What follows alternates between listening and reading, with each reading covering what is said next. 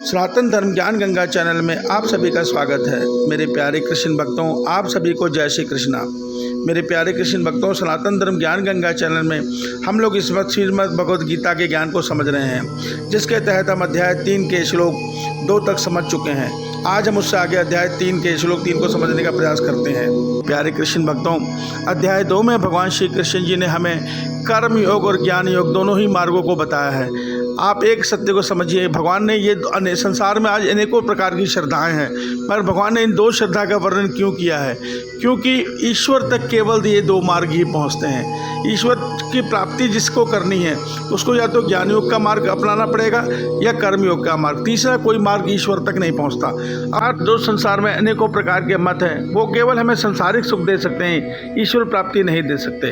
अब अध्याय 3 के श्लोक 1 और 2 में अर्जुन भगवान श्री कृष्ण से प्रश्न कर रहे हैं, हे केशव, जब मैं ज्ञान योग के द्वारा ही अपना कल्याण कर सकता हूँ, तो मुझे आप युद्ध जैसे भयंकर कर्म में क्यों लगा रहे हैं? और हे करुणानिधान, आपने जो ये 2 प्रकार के वचन मुझे बोले हैं, ज्ञान योग और कर्म योग, इसमें से ज़्यादा श्रेष्ठ कौन सा है? कृपया आप मेरे कल्याण के लिए मुझे बताइए कि कर्म योग ज़्यादा श्रेष्ठ है या ज्ञान योग? मेरे कल्याण के लिए इसे अवश्य बताएं। हे निष्पाप अर्जुन, इस श्लोक में 2 प्रकार की निष्ठा अर्थात श्रद्धा मेरे द्वारा पहले कही गई हैं। उसमें से सांख्य योगी की निष्ठा तो ज्ञान योग से है और कर्म योगी की निष्ठा कर्म योग से है। मेरे प्यारे कृष्ण भक्तों, अध्याय 3 के इस श्लोक 3 में भगवान श्री कृष्ण जी हमें बहुत ही महत्वपूर्ण संदेश दे रहे हैं। इस संदेश को हमें ध्यान से समझना होगा, इसलिए इस श्लोक को अंत तक जरूर सुनिए।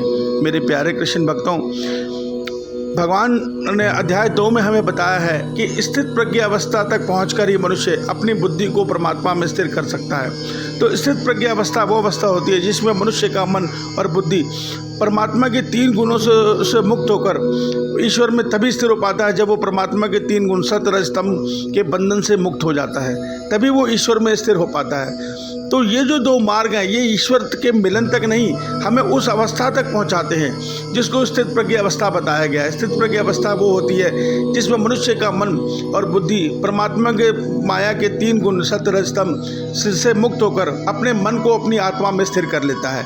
तो ये मन को आत्मा में तक पहुंचाने का मार्ग है, जिसमें प्रथम मार्ग है ज्ञान योग का मार्ग, जिसमें एक साधक अपने मन को संसार से विरक्त करके ध्यान योग के द्वारा अपने मन को अपनी आत्मा में स्थिर करने का प्रयास करता है।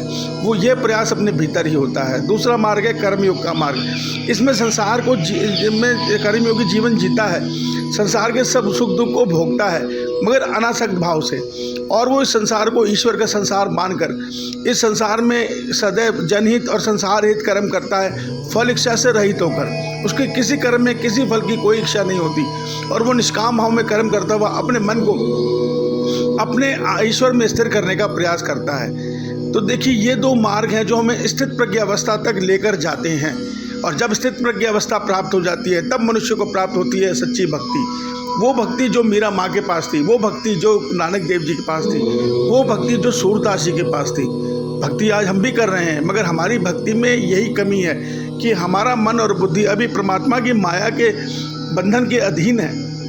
हमारे मन की सोच सात्विक, राजसी या तामसी, इन 3 गुणों में से किसी एक गुण के साथ बंधी हुई है। तो जैसी हमारी सोच है, हम उसी सोच के अनुसार भक्ति और कर्म कर रहे हैं। हमारी भक्ति और कर्म की उन्हीं गुणों के अनुसार चाहत बनी हुई है। तो हमें उन 3 गुणों से मुक्त होने के लिए भगवान ने कहा है, ये 2 प्रकार की श्रद्धा हैं। इन 2 प्रकार के मार्ग में से कोई एक मार्ग पर चलकर हम परमात्मा की माया के बंधन से मुक्त हो सकते हैं। इस रहस्य को आज कलयुग में कोई नहीं बताता। सब भक्ति योग की बात तो करते हैं, मगर भक्ति योग क्या है ये नहीं जानते। भक्ति योग है 3 गुणों से मुक्त होकर अपने मन को आत्मा में परमात्मा में स्थिर कर लेना, और जब उस स्थिर मन से, प्रेम भरे मन से जब परमात्मा को करुण पुकार होती है, तो वो पुकार से परमात्मा द्रवित हो जाते हैं, और उस सच्चे प्रेम भरी पुकार के वश में होकर भक्त से मिलन को विवश हो जाते हैं। मेरे प्यारे कृष्ण भक्तों, तो इस रहस्य को समझो। हमें सच्ची भक्ति के तक पहुंचने के लिए इन 2 में से कोई एक मार्ग अपनाकर, ज्ञान योग या कर्म योग को अपनाकर अपने मन को 3 गुणों से मुक्त करना है और ईश्वर में स्थिर करना है। जय श्री कृष्ण। श्री भगवान आप सभी का जीवन आनंदमय, मंगलमय, भक्ति में करें। जय श्री कृष्ण।